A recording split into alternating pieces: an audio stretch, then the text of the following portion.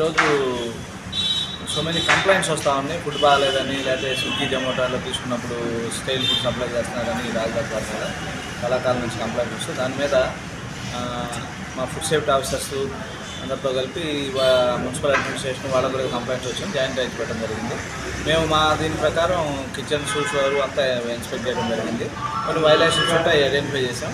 తర్వాత ఇప్పటి నుంచో చెబుతున్నాం, విజయవాడ హోటల్స్ అందరికీ కూడా కలర్స్ కానీ మోనోసోడియం గ్లూటమేట్ కానీ వాడొద్దని చెప్తా ఉన్నాం. ఇక్కడ కలర్ ఐడెంటిఫై ఉంటుంది, అందుకని అనుమానాస్పదంగా ఉన్న బిర్యానీని శాంపిల్ తీసాం, ఎనాలిసిస్ నిమిత్తం పంపిస్తా ఉన్నాం. ఎనాలిసిస్ రిపోర్ట్ వచ్చిన తర్వాత దాని ఎనాలిసిస్ రిపోర్ట్ ప్రకారం ఇలా చర్యలు తీసుకోవడం జరుగుతుంది.